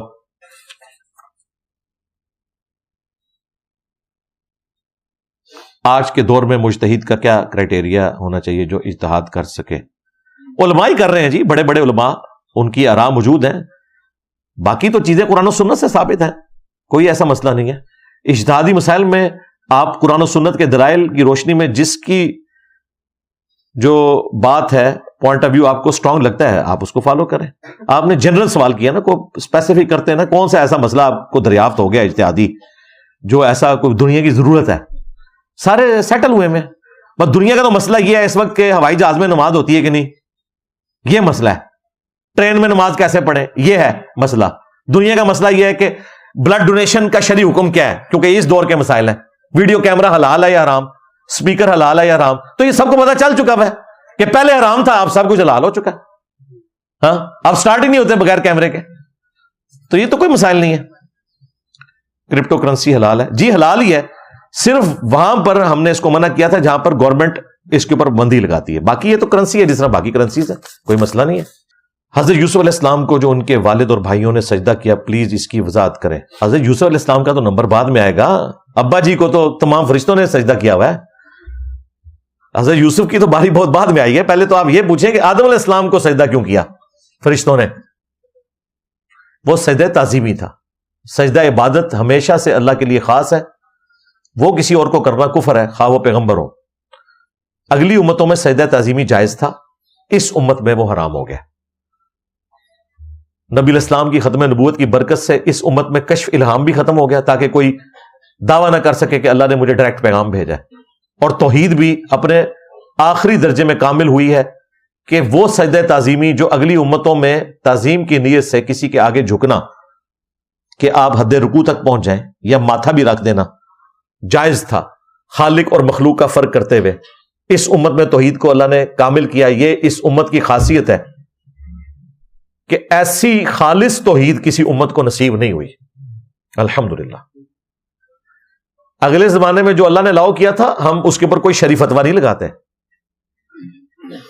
جب اللہ نے اجازت دی ہوئی تھی تو ٹھیک تھا, وہ تو قرآن میں بھی آیا, قل ان کان للرحمن ولد فانا اول العابدین. اے نبی تم فرماؤ اگر اللہ کا کوئی بیٹا ہوتا تو میں اس کی عبادت کرتا, لیکن ایسا ہوا نہیں ہے. اللہ کا شکر ہے کہ ہمیں اس آزمائش سے نہیں گزرنا پڑا کہ ہماری گردن اللہ کے سوا کسی اور کے آگے جھکے. بنی اسرائیل تو یہ کرتے تھے, حرام نہیں تھا, شرک نہیں تھا, اللہ کی اجازت سے تھا. لیکن یہ کامل توحید ہے الحمدللہ, جس میں یہ ماتھا صرف اللہ کے آگے ہی جھکے گا, تعظیماً بھی کسی کے آگے نہیں جھکے گا. تو یہ 2 خصوصیات اس امت کو ایسی ملی ہیں جو اگلے انبیاء کے لیے نہیں ہے. ختم نبوت کی برکت سے کشف اور الہام کا سلسلہ بھی ختم ہو گیا, جو غیر نبی کو بھی ہو جاتا تھا. حضرت موسیٰ علیہ السلام کی والدہ کو, عیسیٰ علیہ السلام کی والدہ کو, نبی نہیں تھی پھر بھی اللہ تعالیٰ نے ان کی طرف وحی بھیجی. ختم نبوت کی برکت سے یہ سلسلہ بھی ختم ہو گیا. اس امت میں کسی غلام احمد قادیانی دجال کو تو چھوڑ دیں, حضرت علی کو بھی وحی نہیں ہوگی, باقی تو شاہی کوئی نہیں. ٹھیک ہے, جن کے بارے میں بخاری مسلم میں حدیث ہے, علی کی میرے ساتھ وہی نسبت ہے جو ہارون کی موسیٰ کے ساتھ, مگر میرے بعد کوئی نبی نہیں. اگر علی نبی نہیں ہے تو اور کوئی شخص نبی ہو ہی نہیں سکتا. دوسری خصوصیت یہ ملی کہ سجدہ تعظیمی جو اگلی امتوں میں جائز تھا, فرشتوں نے آدم علیہ السلام کو کیا, حضرت یوسف علیہ السلام کو ان کے ماں باپ اور بھائیوں نے کیا, وہ بھی اس امت میں حرام ہو گیا. ابو داؤد، ترمذی، ابن ماجہ میں حدیث ہے، اگر میں سجدہ جائز سمجھتا تو بیویوں سے کہتا کہ اپنے خاوندوں کو سجدہ کریں اس حق کے سبب جو اللہ نے دیا ہے. تو نبی علیہ السلام کبھی شرک کو جائز تو نہیں سمجھ سکتے تھے. یہ کون سے سجدے کی بات حضور کر رہے تھے؟ سجدہ تعظیمی کی، کہ اگر اس امت میں بھی وہ آگے چلتا نا تو پھر خاوندوں کو بیویاں سجدہ کرتی. اور واقعہ یوں ہے کہ نبی علیہ السلام کو آگے ایک صحابی نے سجدہ کیا تھا تو آپ نے فرمایا سر اٹھا، یہ کیا کر رہا ہے؟ تو اس صحابی نے کہا کہ میں نے ہیرا نامی شہر جو کوفے کے پاس ہے وہاں لوگوں کو دیکھا وہ اپنے سردار کو سجدہ کرتے ہیں، آپ تو اللہ کے رسول ہیں صلی اللہ علیہ وآلہ وسلم. تو آپ نے فرمایا اگر یہ جائز ہوتا، یعنی تعظیماً جھکنا، عبادت والا تو نہیں تھا ہونا تھا، رسول اللہ کے لیے بھی نہیں ہونا تھا، تو میں پھر بیویوں سے کہتا کہ وہ اپنے خاوندوں کو کریں. اس میں تو یہ بھی الفاظ ہیں جب میں فوت ہو جاؤں گا تم میری قبر سے گزرو گے، کیا میری قبر پہ بھی سجدہ کرو گے؟ اس صحابی نے کہا نہیں. تو فرمایا پھر مجھے بھی سجدہ نہ کرو. اب اس صحابی کو کیا پتا تھا کہ یہ امت نانگے پیروں کی قبروں پہ جا کے سجدے کرے گی جنہوں نے اپنی زندگی میں کپڑے بھی نہیں کبھی پہنے. ان کے لیے تو بڑی حیران کن بات ہوگی کہ اللہ کے نبی نے تو مجھے اپنے حق میں سجدہ کرنے سے منع کر دیا، اور اس نبی کے ماننے والے جو کہتے ہیں کہ غلامی رسول میں موت بھی قبول ہے، ننگے پھرنے والے مجذوبوں کے مزارات کے اوپر جا کے سجدے کر رہے ہیں. آدم علیہ السلام پہلے انسان تھے، وہ سنا ہے کہ وہ 10,000 سال پہلے تھے. بس سنی سنائی بات ہے بھائی، یہ اسرائیلی روایتوں سے پتا چلتا ہے. قرآن و سنت نے اسے موضوع نہیں بنایا کہ آدم علیہ السلام کتنے ہزار سال پہلے تھے، اللہ بہتر جانتا ہے. باقی جو 10,000 سال والی بات ہے، یعنی یہ ہمارا اندازہ ہے کیلکولیشنز کے ذریعے، میں بھی صحیح ہو. جو نون ہسٹری ہے وہ حضرت ابراہیم علیہ السلام تک تو آلموسٹ 5,000 سال کی بنتی ہے، مزید 5,000 سال پہلے. اور وہ جو آپ کو ایک شجرہ بھی سنا دیتے ہیں طارق جمیل صاحب، اس میں کچھ باتیں درست ہیں اور کچھ کوئی کنفرم نہیں ہے، اور وہ خود بھی بیان کرتے ہیں کہ یہ کنفرم نہیں ہے. تو وہ کیلکولیشن تو آلموسٹ 10,000 سال بنتی ہے. باقی جو لاکھوں سال پہلے ڈھانچے مل رہے ہیں، اس کے لیے آپ میری ویڈیو دیکھیں ایوولوشن ان اسلام. تو میں نے اس مقدمے کو ڈسکس کیا. یہ ہاں یا نہ میں جواب دینے والی بات نہیں ہے.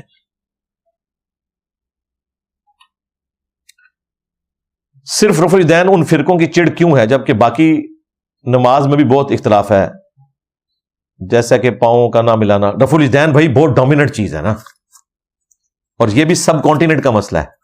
عرب کے صوفی تو سارے رفع الیدین کرتے ہیں. میں اللہ کا شکر ادا کرتا ہوں کہ پاکستان کے جو صوفی ہیں وہ حنفی ہیں.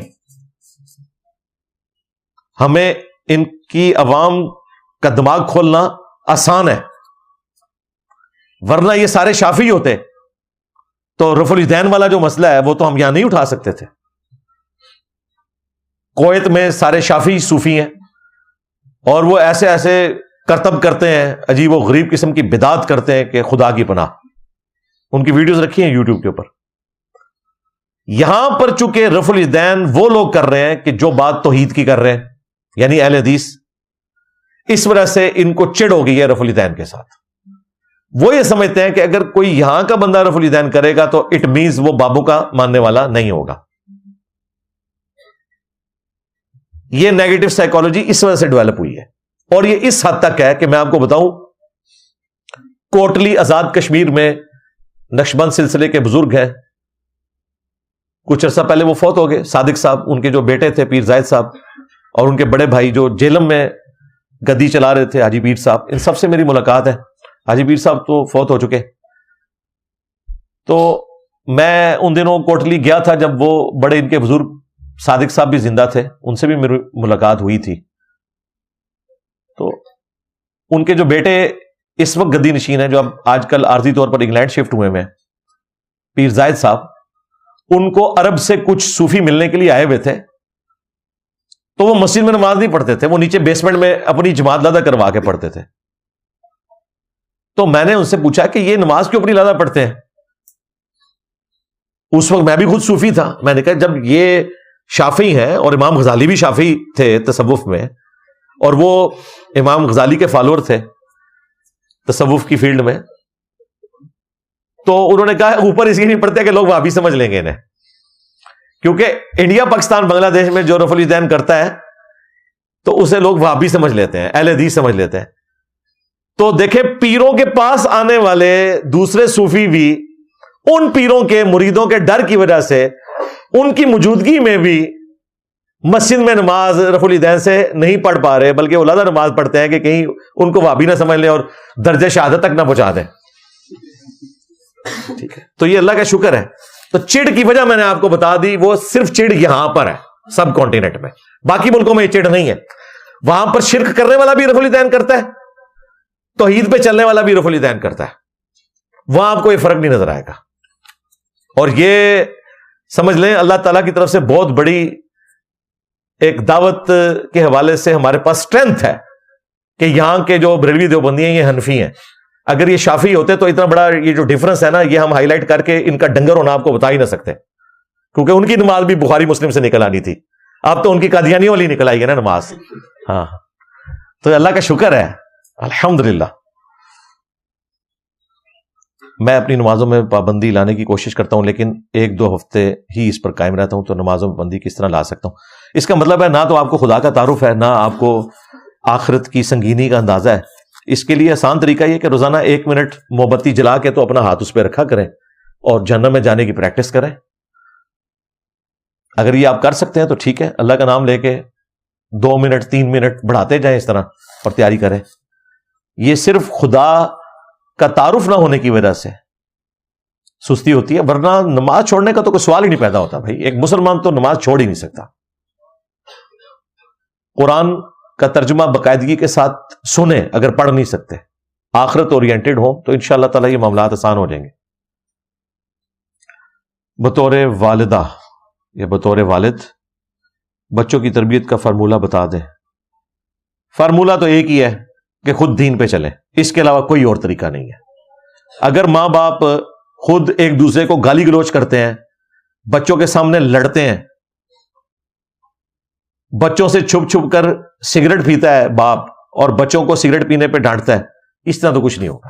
بچے تو بندروں کی مانند ہیں، جو دیکھیں گے وہ عمل کریں گے. اپنا کردار ان کے سامنے رکھیں. اگر آپ 2 نمبر ہیں تو بچے 2 نمبر بنیں گے، اگر آپ اچھے ہیں تو اچھے بن جائیں گے. ہاں، ایکسیپشنز آر آلویز دیر. وہ تو نبیوں کا بیٹا بھی کافر ہو سکتا ہے حضرت نوح علیہ السلام کا، لیکن اوور آل رول یہی ہے کہ جو بچوں کو بنانا چاہتے ہیں پہلے خود بن کے بتائیں آپ، پھر انشاءاللہ تعالی وقت کے ساتھ وہ معاملات کو خود لے کے چلیں گے. لیکن یہ میجورٹی کا رول ہے، ایکسیپشنز آر آلویز دیر. بڑے بڑے بدماشوں کے بچے نیک نکل آتے ہیں اور بڑے بڑے پارسا لوگوں کے بچے بدماش نکل آتے ہیں.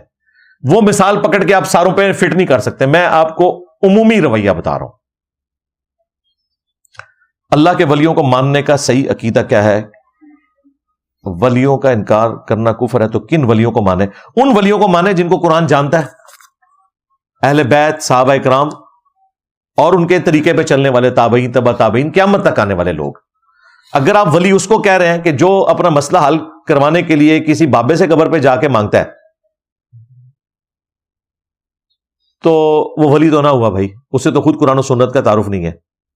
اگر ولی آپ اس کو مان رہے ہیں جو کہہ رہے ہیں سن فریاد پیراں دیا پیرا، تو اس بیچارے کو تو خود قرآن و سنت کا نہیں پتا، وہ کہاں سے ولی ہو گیا. اگر ولی آپ اس کو مان رہے ہیں جو یہ بتاتا ہے کہ پیر جو ہے وہ رات کے وقت بسترے پہ ساتھ لیٹا ہوتا ہے دوسری چرپائی کے اوپر، اعلیٰ حضرت نے کہا ہے، میں نے نہیں کہا، تو ایسے پیر تو آپ کو ہی مبارک ہو. ٹھیک ہے، یہ 12 عقیدے میں نے قیامت تک کے لیے 24 نمبر ان کو دے دیے کہ ان کے جواب دو.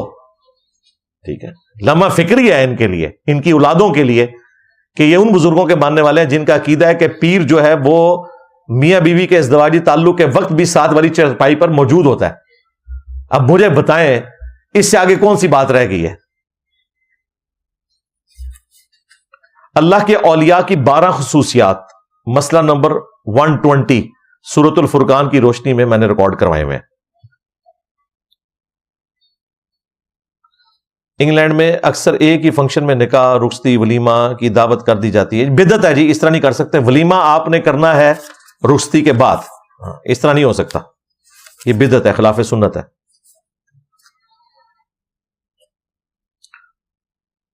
میں نے اپنی خالہ کو سورۃ البقرہ کی آیت نمبر 132 کا حوالہ دیا تو وہ کہتی ہیں یہ تو پرانے زمانے کے لیے. کون سی چیز؟ یعقوب علیہ السلام کی نصیحت کر رہے ہیں بچوں کو کہ ورنہ مسلمانوں پہ نہیں تو قرآن میں جو باتیں آئی ہیں اگلے انبیاء کے واقعات وہ ظاہر ہے پرانے زمانے کے ہی ہیں، ہماری اصلاح کے لیے ہیں. مطلب وہ کافر ہے ان کی خالہ جو ہے، مسلمان تو یہ بات نہیں کرتا. پھر وہ تو یہ بھی کہتی ہوں گی جب آپ کہیں کہ نبی علیہ السلام کے نام کا کلمہ پڑھو تو وہی کہتی ہوں گی کہ نبی علیہ السلام 1400 سال پرانے میں نے نہیں کلمہ پڑھنا، یہ بھی کہتی ہوگی. وہ تو کافر ہے، وہ کلمہ پڑھا کے مسلمان کریں اسے. ایتھیسٹ ہے تو میری دوسری والی ویڈیوز دکھائیں. مسلمان تو یہ بات نہیں کرتا کہ جی انبیاء کے جو واقعات قرآن میں ہیں وہ میرے لیے نہیں ہے. استغفر اللہ واتوب الیہ.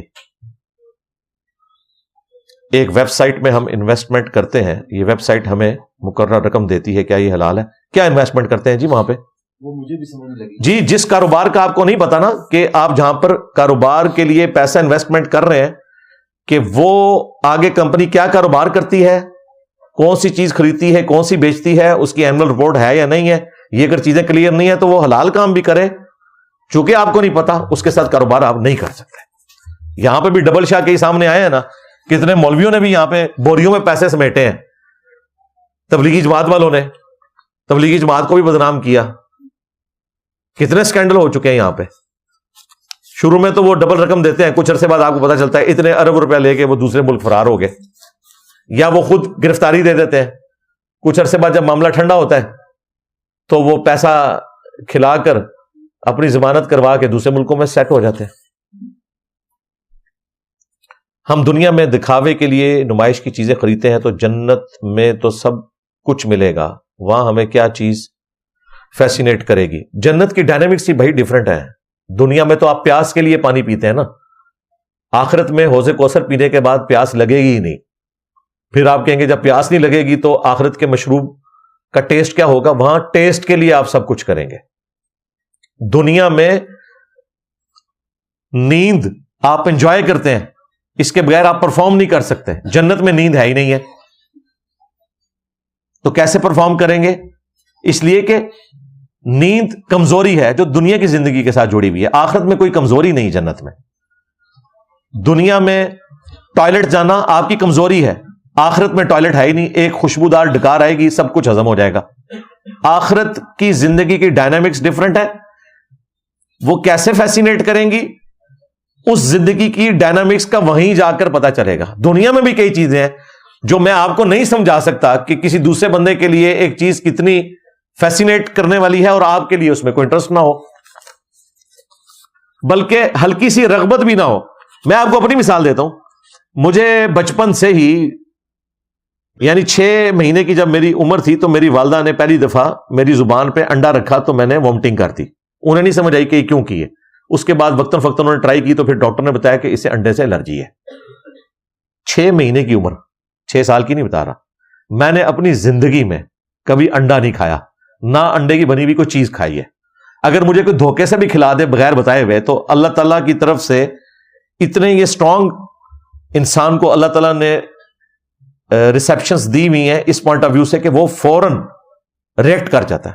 جس طرح پولن الرجی جن لوگوں کو ہے، اس کا کوئی علاج نہیں ہے. وہ الرجی سے بچنے کے لیے آپ کو ماسک پہننا ہے، جتنا بچا سکتے ہیں اپنے آپ کو بچائیں گے. یہ وہم نہیں ہے، یہ ایک نیچرل چیز ہے. تو میں بیکری کی کوئی چیز نہیں کھاتا. میں نے زندگی میں کبھی کیک، رس، بند، بسکٹ، یہ وہ ساری چیزیں جس کے گرد آپ لوگوں کی زندگیاں گھومتی ہیں، مجھے نہ یہ چیز کبھی فیسینیٹ کرتی ہے. میرے سامنے آپ جتنا مرضی خوبصورت کیک لا کے رکھیں، مجھے کبھی یہ بھی نہیں ہوتا کہ میں ولا تک لواں. نہیں، اس کی خوبصورتی بھی مجھے نہیں بھاتی کیونکہ میرے ساتھ وہ مطابقت نہیں رکھتی. اب یہ چیز میں آپ کو نہیں سمجھا سکتا جو مزے لے کے کیک کھاتے ہیں، کیونکہ آپ کو تو اس میں ٹیسٹ اور یقیناً اللہ نے رکھا ہوا ہے، وہ آپ کے لیے، میرے لیے نہیں ہے. اسی طریقے سے جو سائنٹسٹ ہیں ان کی زندگی میں کئی اور چیزیں جو ان کو فیسینیٹ کرتی ہیں جو آپ کو نہیں کرتی. پوری پوری زندگیاں لوگوں نے میتھمیٹکس کی ایکویشن سالو کرنے کے اوپر لگا دی، کیمسٹری کی فیلڈ میں لگا دی. ان کو تو ٹیسٹ ہی اسی فیلڈ میں آتا ہے. محدثین کی فیلڈ تھی حدیثیں جمع کرنے کی، پورا انہوں نے اپنا سرمایہ لگا دیا پوری زندگی سفر کرنے پہ اور حدیثیں جمع کرنے پہ. اس چیز کا عام بندہ اس کا ٹیسٹ نہیں فیل کر سکتا. تو ہر بندے کے لیے ڈیفرنٹ ہے. تو جنت کی ڈائنامکس بالکل ڈیفرنٹ ہے. زندگی کو دین کے مطابق بدلنے کے لیے سب سے آسان مفید طریقہ کون سا ہے؟ استغفار کا بہترین طریقہ کیا ہے؟ استغفار کا طریقہ تو لا الہ الا انت سبحانک انی کنت من الظالمین، یہ استغفار ہے جو سورۃ الانبیاء میں آیا۔ اللہ نے کہا کذالک ننجی المؤمنین، اہل ایمان کو بھی ہم نجات دیں گے جس طرح یونس کو دی۔ اور جامعہ ترمذی میں حدیث ہے، اس سے بہترین اور کوئی دعا نہیں اس حوالے سے کہ جو بھی اللہ کی طرف متوجہ ہوا اللہ اسے محروم نہیں لوٹائے گا۔ یونس علیہ السلام کی دعا ہے وہ۔ ابو داؤد میں آیا استغفر اللہ الذی لا الہ الا هو الحی القیوم واتوب الیہ، یہ وہ دعا ہے کہ اگر کوئی میدان جنگ سے بھی بھاگ گیا اور توبہ کرے اللہ تعالیٰ اس کی توبہ قبول کر لے گا۔ پھر سید الاستغفار ہے صحیح بخاری میں، یہ اذکار والے کارڈ پہ ہم نے ڈالے ہوئے ہیں، اللہم انت ربی لا الہ الا انت خلقتنی، یہ والی تو اس طرح کے ہیں۔ باقی زندگی بدلنے کے لیے آپ کو قرآن ترجمے سے پڑھنا اور سننا ہوگا اور اچھی صحبت اختیار کرنی ہوگی، یہ دو فارمولے ہیں، اس کے علاوہ اور کوئی طریقہ نہیں ہے۔ جو مرضی آپ کر کے دیکھ لیں، جب تک آپ اچھے لوگوں کی صحبت میں نہیں رہتے، اچھے لوگ اویلیبل نہیں، یوٹیوب پہ آپ اچھے لوگوں کی صحبت کر سکتے ہیں، وہ چیزیں دیکھ کر جو آخرت اورینٹڈ ہے، اور قرآن کا ترجمہ پڑھنے اور سننے سے۔ سجدے میں دعا جو قرآنی دعائیں ہیں ان کے متعلق کیا حکم ہے؟ قرآنی دعائیں تو آپ پڑھ سکتے ہیں، لیکن رکوع اور سجدے میں صحیح مسلم میں ہے نبی علیہ السلام نے قرآن پڑھنے سے منع کیا ہے۔ قرآنی دعائیں آپ پڑھ سکتے ہیں، وہ قرآن نہیں ہے، وہ دعائیں ہیں۔ مثلا ربنا آتنا فی الدنیا حسنہ وفی الآخرۃ حسنہ وقینا عذاب النار، یہ سورہ البقرہ کی آیت نمبر 201 کا حصہ ہے، لیکن یہ دعا بھی ہے بخاری مسلم میں۔ اس طرح جو قرآن میں دعائیں آئی ہیں نا وہ آپ پڑھ سکتے ہیں رکوع اور سجود کے اندر، لیکن قرآن کی تلاوت آپ نے قیام میں کرنی ہے۔ باقی عربی میں پڑھنی ہے جی، غیر عربی میں نہیں پڑھنی۔ غیر عربی میں آپ نے کون سی ایسی دعا مانگنی ہے جو عربی میں نہیں ہے؟ ایک دعا آپ کو بتا دی، یہی ربنا آتینا فی الدنیا حسنہ وفی الآخرۃ حسنہ وقینا عذاب النار۔ کوئی دنیا کی بھلائی اگر بچتی ہے اس سے تو مجھے بتا دیں، اے اللہ ہمیں دنیا میں بھی بھلائیاں عطا فرما اور آخرت میں بھی عطا فرما۔ سب کچھ کور ہو گیا، اور سب سے بڑی بھلائی آخرت کی کہ جہنم کے عذاب سے بچا لے۔ دنیا میں اچھی اولاد، اچھا رزق، اچھی بیوی، یہ ساری کی ساری فی دنیا حسنہ ہے۔ تو جو آپ کی دعا اپنے ذہن میں رکھیں، یہ دعا مانگیں تو آپ کو اور دعا کرنے کی ضرورت ہی نہیں۔ خواتین طب اور ٹیچنگ کے علاوہ کوئی اور پیشہ نہیں اختیار کر سکتی، برائے مہربانی قرآن و سنت کی روشنی میں رہنمائی فرما دیں۔ اللہ نہ کرے کہ یہاں تک بھی کسی کو جانا پڑے کہ وہ نوکری کے لیے گھر سے باہر نکلے۔ اسلام میں تو خواتین نے گھر میں رہنا ہے، خاوند کا کام ہے کہ وہ اسے کھلائے گا، باپ کا کام ہے، اور بڑھاپے میں بیٹے کا کام ہے۔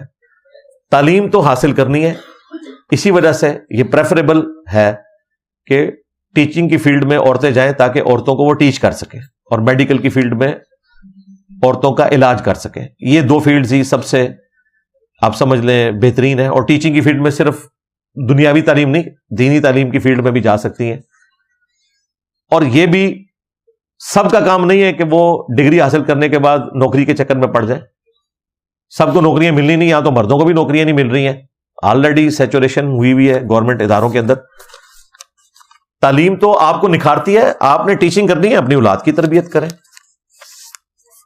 یہ خاوند کا کام ہے کہ وہ اولاد کو اور بیوی کو خرچہ دے گا۔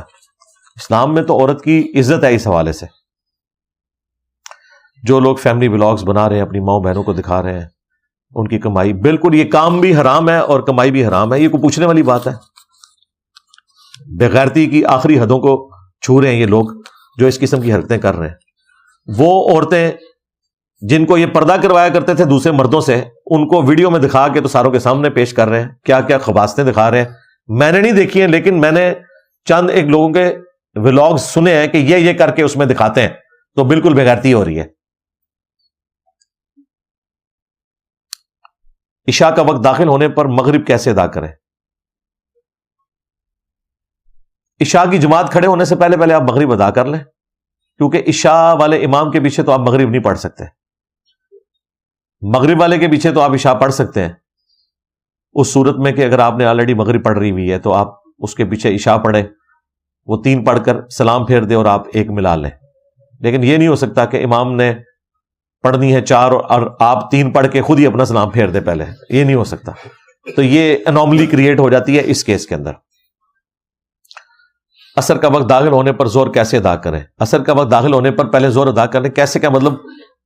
آپ کے علاقے میں جب عصر کا وقت داخل ہوتا ہے تو اناؤنسمنٹ ہو جاتی ہے کہ آپ کوئی زور نہیں پڑھ سکتا. یہ مجھے کیسے نہیں سمجھ آ رہی. ترتیب پوچھ رہے ہیں؟ ہاں، ترتیب ہمیشہ آپ نے وہی قائم رکھنی ہے کہ پہلے آپ نے وہ نماز پڑھنی ہے جو پہلے ہے. لیکن اگر کہیں پر ترتیب مجبوراً چھوٹ جاتی ہے، مثلا آپ نے مغرب کی نماز پڑھنی تھی، مسجد میں گئے تو عشاء کی جماعت ہو رہی ہے، تو اب عشاء ہی آپ اس کے پیچھے پڑھ لیں، مغرب اس کے بعد پڑھ لیں. لیکن آپ نے پڑھنی تھی ظہر کی نماز، مسجد میں گئے، عصر کے وقت میں عصر کی نماز ہو رہی ہے، تو عصر والے کے پیچھے آپ ظہر پڑھ سکتے ہیں کیونکہ وہاں انوملی کریٹ نہیں ہوتی، دونوں ہی 4 رکھتے ہیں. اسی طریقے سے آپ نے عشاء کی نماز پڑھنی تھی، مسجد میں گئے تو قیام اللیل تراویح کی جماعت ہو رہی ہے، تراویح 2 رکعت ہوتی ہے، عشاء 4 رکعت، تو 2 والے کے پیچھے آپ 4 رکعت پڑھ سکتے ہیں. امام 2 پڑھ کر سلام پھیرے تو آپ 2 ملا لیں ساتھ، کھڑے ہو کر آپ کے 4 پورے ہو جائیں گے. مغرب ایک کرٹیکل ایسی نماز ہے کہ وہاں پر انوملی کریٹ ہو جاتی ہے اس حوالے سے کہ مغرب کے 3 فرض ہیں، عشاء کے 4 ہیں. عشاء والے کے پیچھے مغرب والا 3 فرض نہیں پڑھ سکتا. یہ ایک انوملی ہے، باقی ساری ایک دوسرے کے پیچھے پڑھی جا سکتی ہے. نماز روزہ کرنے کے باوجود کیا جنات انسان پر اثر انداز ہو سکتے ہیں؟ جی ہو سکتے ہیں. بعض اوقات پہلے ہی ہوئے ہوتے ہیں، آپ نے اذکار بعد میں شروع کیے ہوتے ہیں. تو ویکسین کا علاج اس وقت تک ہے جب تک کہ آپ کو بیماری نہ ہوئی ہو. اگر بیماری ہو جائے پھر آپ کو کیوریٹو علاج کروانا پڑے گا، پریونٹیو علاج کافی نہیں ہوگا. اس کے لیے عاملین سے رابطہ کریں. ایتھیسٹ کے پاس اتنے مضبوط دلیل کیوں ہوتی ہے؟ کوئی مضبوط دلیل نہیں ہے. سب سے زیادہ جاہلیت کے اوپر مبنی باتیں ایتھیسٹ کرتے ہیں. یہ پچھلے دنوں دھروو راٹھی نے اتنی بڑی جھک ماری جب اس کے 25 ملین سبسکرائبر ہوئے کہ جی میں جو ہے ایتھیسٹ ہندو ہوں، میں خدا کو نہیں مانتا لیکن ٹریڈیشن میں ہندو ہوں. اور ابھی 3-4 دن پہلے اس نے ویڈیو اپلوڈ کی ہے ارتھ کے اوپر کہ یہ کتنا میریکل پلانٹ ہے، کہ یہ سارے حالات فیوریبل ہوئے ہیں تو یہ ارتھ وجود میں آئی ہے. جو میں نے کئی ایک ویڈیوز میں پہلے بریف کیا ہوا ہے، وہ آپ دیکھ سکتے ہیں. اس نے تو وہ ٹرم نہیں یوز کی، اس کے لیے ٹرم استعمال ہوتی ہے فائن ٹیوننگ. یعنی یہ زمین پہ ملینز آف فائن ٹیوننگز ہیں، اور وہ اس درجے تک ہیں کہ سائنٹسٹ کہتے ہیں کہ یہ اتنا بیلنس ہے کہ اگر کوئی بال پوائنٹ اپنی نوک پہ کھڑا کیا جائے نا 1 ارب سال تک کھڑا رہے، اتنا بیلنس ہو. یہ تو 1 سیکنڈ بھی نہیں کھڑا ہو سکتا. اس سے زیادہ بیلنس اس کائنات میں ہے، اور اگر ذرا سا ڈسٹرب ہو تو یہ کائنات پیدا ہی نہیں ہو سکتی تھی. تو جو کام کرنے سے نہیں ہو سک رہا وہ خود بخود کیسے ہو گیا؟ زمین کا سورج سے فاصلہ، زمین کا جو وہ ٹلٹ والا اینگل ہے، زمین کے گھومنے کی رفتار، اس کی اتنی موشنز، اس طریقے سے یہاں پر آکسیجن کی پرسنٹیج، مختلف گیسز کی پرسنٹیج، پھر جو کیمیکل ریئیکشن ہو رہے ہیں، فوٹو سنتھسس کا عمل. کیا پودوں کو پتا ہے کہ انہوں نے خود اپنے اندر یہ صلاحیت پیدا کی ہے کہ وہ سورج کی روشنی سے اپنی خوراک تیار کرتے ہیں؟ مگرمچھ نے اپنے دانت خود اگا لیے ہیں کہ وہ اتنا بڑا شکار کر لیتا ہے، اسے تو پتا بھی نہیں ان کوالٹیز کا. تو دھروو راٹھی کو میں نے ریبٹل کرنے کے لیے اپنی پرانی ویڈیوز، اس کے پیچھے ہمارے جو بھائی ہیں ہدایہ وکٹری والے، انہوں نے وہ ویڈیو کو ڈیولپ کیا تھا. میں نے انہیں گائیڈ کیا کہ آپ اس طرح کر کے ویڈیو بنائیں. وہ ہم نے اپلوڈ کی ہے ایگزسٹنس آف گاڈ کے نام سے، ہو کریٹڈ گاڈ. آپ ویڈیو دیکھ لیں. تو کوئی مضبوط دلیل، کوئی ایک دلیل بھی ان کی کوئی مضبوط نہیں ہوتی ہے، تو چولے مارتے ہیں. میں نے مولویوں کے لیول کا اگر کوئی ضدی بندہ دیکھا ہے نا تو ایتھیسٹ دیکھیں. جب آپ سائنس پر میتھمیٹکس کے پوائنٹ آف ویو سے ان سے ڈسکشن شروع کرتے ہیں تو آپ کو لگتا ہے جاہل مطلق ہے. ہمیں تو کوئی دلیل نظر نہیں ہے. آپ نے وہ دلیل مضبوط لکھی کوئی نہیں ہے. آپ نے یہ آپٹنگ پرچی تھی ایتھیسٹ والی جو تھی، تو وہ دلیل تو آپ نے لکھی نہیں. کون سی مضبوط دلیل انہوں نے دی ہے؟ وہ تو چولے مارتے ہیں. سب سے جاہل وہ ہیں. کون سی دلیل ہے جو مضبوط ہے ان کی؟ بتائیں کوئی ایک دلیل بتائیں. کون سی دلیل ہے جو انہوں نے مضبوط دی ہے؟ مطلب انہوں نے مضبوط دلیل یہ دی ہے کہ یہ خود بخود ساری کائنات کا نظام. اس میں کوئی دلیل ہے؟ دلیل تو ہم دے رہے ہیں. وہ تو دلیل دیتے ہی نہیں ہے. وہ تو چولے مارتے ہیں، جھک مارتے ہیں. دلیل نام کی کوئی چیز نہیں ان کے اندر. میں نے آپ کو بتایا نا کہ مولوی میں نے ضدی دیکھے، دلیل دیکھ کر بھاگنے والے. دوسری طرف یہ دیکھیں نام سائنس کا لیتے ہیں. یہ بالکل صحیح انالوجی ہے. مولوی کس چیز کا نام لے رہے ہیں؟ اللہ رسول کا. اللہ رسول کا آپ کو بتا رہے ہیں؟ نہیں. قرآن و سنت کا نام لے رہے ہیں. بتا آپ کو کہہ رہے ہیں اپنے بابوں کی تعلیمات. یہاں پہ بھی ایتھیسٹ نام سائنس کا لے رہے ہیں. سائنس کا انہیں پتہ ہی نہیں خود کہ سائنس کس لیول پہ پہنچی ہوئی ہے. سائنس آپ کو کیا بتا رہی ہے؟ بایولوجی کس لیول پہ پہنچ چکی ہے؟ میتھمیٹکس میں کیا ڈسکشن ہو رہی ہے؟ فزکس میں اس وقت کیا چیز سامنے آئی ہے اس کو وہ اپنے حق میں پیش کر رہے ہوتے ہیں. یہ کائنات کا جو علم ہے سائنس کا, the knowledge obtained through observations and experiment, یہ اللہ تعالیٰ کی جو شناخت آپ کو کرواتا ہے وہ کبھی کوئی مولوی بھی نہیں کروا سکتا. اس سائنس کے علم نے صوفیوں کی مٹی پلید کی, جاہلوں کی مٹی پلید کی, ایتھیسٹ کی بھی مٹی پلید کر دی ہے الحمدللہ. سگریٹ اور نسوار کھانے سے جسم کو نقصان ہوتا ہے, جس پر قرآن کی آیت فٹ ہوتی ہے, بالکل ہوتی ہے. وَلَا تُلْقُوا بِأَيْدِيكُمْ إِلَى التَّهْلُكَةِ, سورۃ البقرہ آیت نمبر 195. اپنے ہاتھوں سے اپنے آپ کو ہلاک مت کرو. تو پھر چائے, کولڈ ڈرنکس وغیرہ بھی جسم کو نقصان پہنچاتے ہیں. جی ایکسیسو یوز ان چیزوں کا بھی بالکل غلط ہے, لیکن سگریٹ تو 100% نقصان دہ چیز ہے. یہ کمپیریزن اس طریقے سے نہ کروایا کریں. لوگ شراب کا نشہ جسٹیفائی کرنے کے لیے جی چائے کا بھی تو نشہ ہوتا ہے. بھائی چائے میں دودھ حلال ہے, وہ نشہ آور چیز نہیں ہے. اس میں چائے ڈلتی ہے, چینی ڈلتی ہے, ان میں سے کوئی چیز حرام نہیں ہے. ایکسیسو یوز جو آپ کو نقصان دہ ہو تو وہ تو صرف اس کا مسئلہ تو نہیں ہے. یہ جو آپ مرغے پھاڑتے ہیں حلال ہی ہے نا. مٹن کڑھائیاں بنوا کے ہر تیسرے دن آپ کھاتے ہیں, حلال ہی ہے نا, لیکن نقصان کر رہے ہیں نا اپنا. لیکن جو چیز سراپا نقصان ہے, جس طرح سگریٹ ہے, شراب ہے. پہلے تو ہالی ووڈ کی فلموں میں آپ دیکھتے تھے کہ جب ٹوبیکو والا کوئی سین آتا تھا تو نیچے لکھا ہوتا تھا کہ ٹوبیکو جو ہے یہ نقصان پہنچاتی ہے, کل کرتی ہے انسانیت کو. اب آپ دیکھ لیں, آپ جو نئی جتنی بھی آ رہی ہیں ویڈیوز, میں ایون نیشنل جغرافک کی بھی دیکھ رہا ہوں, ان ویڈیوز میں بھی اگر کوئی الکوہل سے متعلق کوئی چیز دکھائی جاتی ہے تو نیچے لکھا ہوتا ہے کہ الکوہل جو ہے یہ ڈینجرس ہے ہیلتھ کے لیے. پہلے نہیں لکھا ہوتا تھا. اب آپ جا کے آبزرو کریں, سائنس نے اب ڈکلیئر کر دیا ہے کہ شراب کا کوئی فائدہ نہیں ہے, صرف نقصانات ہے.